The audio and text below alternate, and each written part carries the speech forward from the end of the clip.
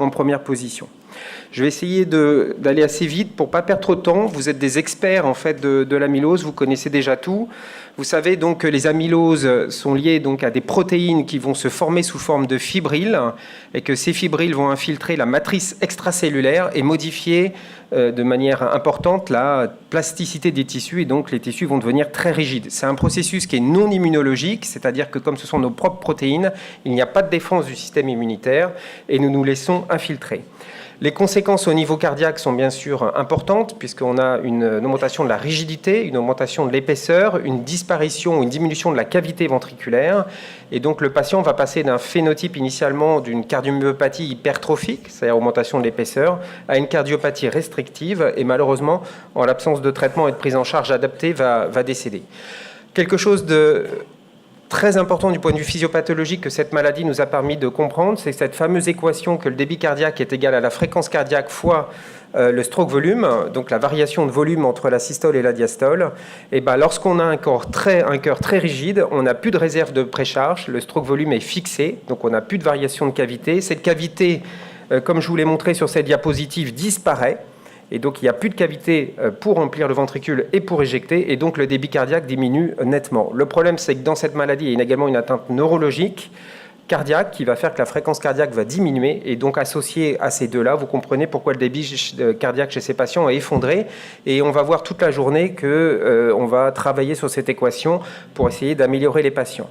Cette infiltration, en fait, elle est vraiment diffuse, elle n'est pas seulement au sein du muscle cardiaque, mais elle va être au niveau de l'endocarde, au niveau des vaisseaux, au niveau du péricarde, et puis de ces fameuses cellules électriques, et également du système nerveux autonome, ce qui va engendrer des conséquences non négligeables chez nos patients. Ce que l'on a appris depuis 8 ans qu'on s'intéresse à cette amylose, c'est qu'en fait, pourquoi on n'en avait pas dépisté auparavant, c'est qu'il y a une hétérogénéité phénotypique des patients qui est extrêmement importante au niveau cardiaque, mais également bien sûr au niveau extracardiaque. Et cette hétérogénéité dépend essentiellement en fait de la nature des dépôts et de leur localisation au sein du myocarde. Ici sont représentés 3 phénotypes différents de patients en fonction de leur degré d'infiltration. Et vous allez voir pendant toute la journée que des fois des résultats opposés des examens s'expliquent en fait par ces différents types d'infiltration au niveau du myocarde. Donc vous avez par exemple à gauche un patient qui a un infiltrat très important au niveau de l'interstitium, qui va avoir un infiltrat au niveau des valves, un peu moins au niveau de la conduction, et il va se présenter plutôt avec un aspect d'insuffisance cardiaque, avec un épaississement important du myocarde, etc. Et vous allez le voir. Et puis il y a des patients qui sont plus neurologiques, et puis des patients qui ont des infiltrations plus vasculaires, et vous allez voir ce leitmotiv qui va expliquer pourquoi nos examens sont différents. Alors ça, c'était pour le cœur, mais il ne faut pas oublier que le patient, c'est un tout et que cette infiltration peut toucher de multiples organes qui va engendrer de multiples symptômes chez nos patients et surtout vont avoir des conséquences très importantes sur l'altération de la qualité de vie et qu'il va falloir apprendre à les manager et à les détecter. On est cardiologue, mais ces patients-là ont vraiment une entité globale. Vous voyez donc toutes les atteintes qui peuvent être présentes chez ces patients. On va les réinsister pendant les cas cliniques. On peut avoir des atteintes de la peau, de la langue, de la muqueuse, des sphères ORL, des muscles, des tendons, de la synoviale, des canaux carpiens, des ligaments jaunes, des nerfs périphériques, du système nerveux, des reins, des foies, des yeux. Vous voyez, c'est vraiment une atteinte globale. Alors ça va altérer la qualité de vie, mais on peut aussi se servir de ces atteintes pour faire le diagnostic, puisque la plupart de ces atteintes arrivent souvent et fréquemment avant l'atteinte cardiaque. Alors, sur les différents types d'amylose, il y en a 3. Il y a les formes qui donnent des amyloses cardiaques, les formes séniles ou wild-type liées à la transthyrétine, les formes héréditaires liées à la transthyrétine et les formes à L hématologiques, donc liées aux globules blancs. Pour ces 2 formes à transthyrétine, donc la transthyrétine, je vous le rappelle, est produite par le foie sous forme d'un monomère qui va former un tétramère. Ce tétramère, en fait, est un transporteur des hormones thyroïdiennes et du rétinol. Et en cas de dissociation de ce tétramère, il peut y avoir une formation de fibrille amyloïde. Dans le cas de l'amylose sénile, on ne connaît pas quel est le mécanisme encore de dissociation, mais on sait que quasiment un quart des sujets et des hommes de plus de 80 ans auront des dépôts d'amylose dans le myocarde. Donc c'est vraiment une maladie liée à l'âge, mais pour autant, un quart de nous dans cette salle, on aura une amylose, messieurs, à 80 et quelques années.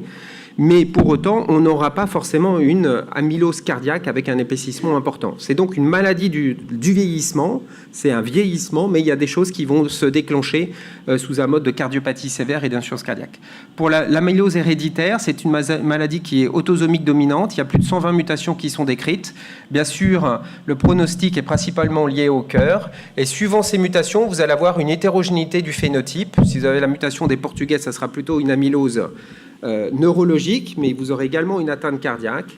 Et puis, si vous avez des mutations plutôt cardiaques, vous aurez une prédominance de phénotype cardiaque, mais on retrouve fréquemment un phénotype neurologique chez ces patients, mais qui n'est pas forcément au premier plan. Et donc, pour faire la différence du diagnostic entre ces deux pathologies, il y a une seule chose qui malheureusement permet de le faire, c'est évidemment de faire un test génétique. Et donc, l'important, ça va être de regarder quand ces symptômes arrivent et est-ce qu'on peut distinguer, nous, les cardiologues, la différence entre une amylose sénile et une amylose héréditaire. Et en fait, la pénétrance de cette maladie est à peu près le même âge. Vous voyez ici, c'est les amyloses héréditaires cardiaques et donc l'apparition des premiers symptômes. Ici, c'est les amyloses séniles, mais les symptômes cardiaques, ils arrivent à peu près au même âge. Vous voyez ici la courbe de mortalité d'un papier qui avait été fait avec les Anglais et le réseau Mondor, où vous voyez le pronostic de ces patients qui avaient des amyloses héréditaires séniles ou héréditaires ou séniles. Et vous voyez ici la moyenne d'âge de cette population au moment du diagnostic. Globalement, c'est à peu près pareil. Les patients donc séniles, ils avaient 78 ans en Angleterre, 77 ans en France. Les Val 122, donc une mutation cardiaque, ils avaient 77 ans. Et d'autres mutations qui varient un petit peu dans les pays à 66 ans. Donc globalement, vous voyez, quand vous avez un patient en face de vous, c'est très difficile de savoir s'il est sénile ou héréditaire. Et c'est pour ça qu'il va falloir faire le test génétique à tous les patients.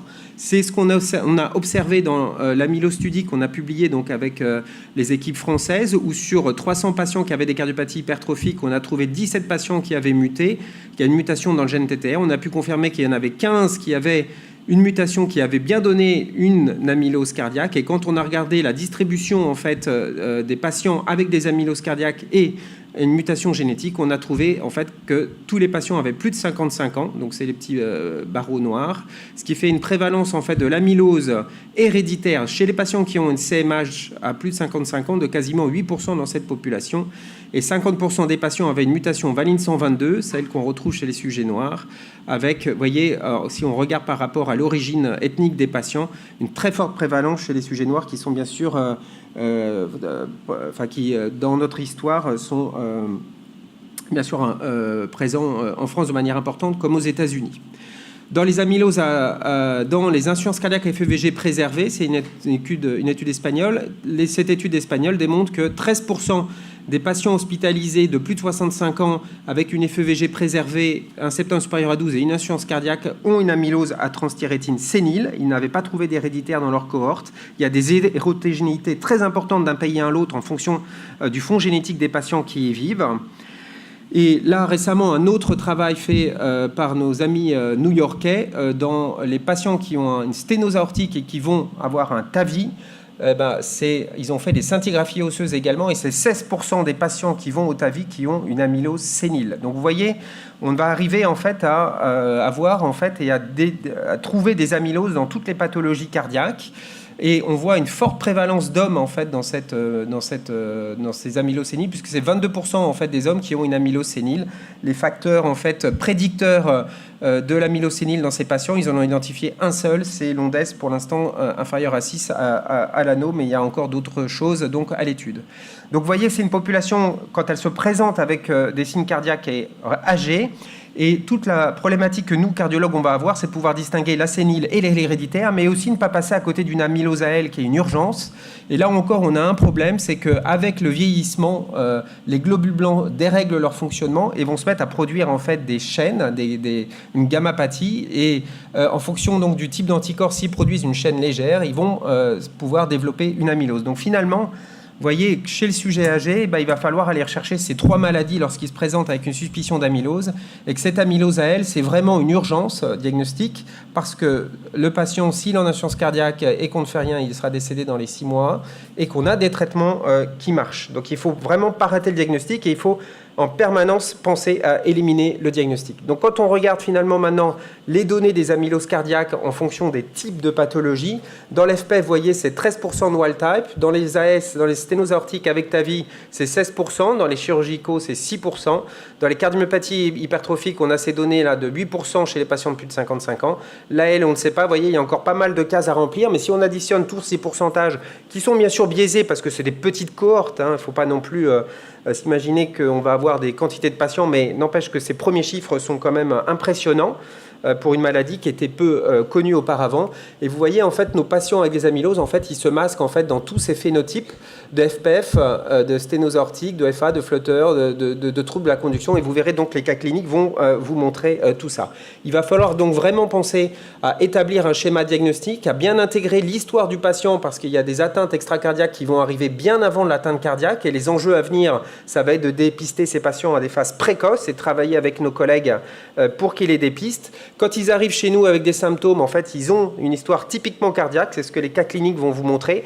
Il n'y a vraiment aucun moyen de les distinguer d'un autre patient cardiaque, si ce n'est évidemment les investigations que l'on va réaliser. Et puis même l'électrocardiogramme ou autre, je vous en parle là puisqu'on n'a pas fait de communication spécifique à l'électrocardiogramme, il est souvent aspécifique. On peut retrouver un microvoltage, mais ce microvoltage est fréquent dans les amyloses AL, mais rare dans les autres pathologies. On va vous parler de l'imagerie en long et en large, et il va falloir donc incorporer en fait vraiment un algorithme diagnostique qui peut être celui-là, commencer donc généralement par l'examen clinique, l'interrogatoire, l'échographie qui va retrouver cet épaississement myocardique chez les patients qui arrivent avec des symptômes cardiaques.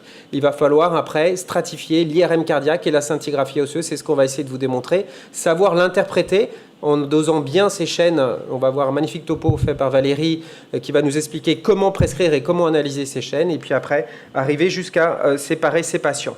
Mais l'amylose, vous avez vu, c'est vraiment de multiples atteintes. Il va falloir prendre ce patient dans la globalité pour améliorer sa qualité de vie. On va parler de management cardiaque, on va parler de management et de traitement spécifique aussi qui arrivent, mais il va falloir monter, si vous n'avez pas déjà fait, vraiment un réseau multidisciplinaire pour ces patients pour améliorer leur prise en charge, qui inclut donc un maximum de médecins, et c'est probablement, ça sera la discussion sur le prochain masterclass.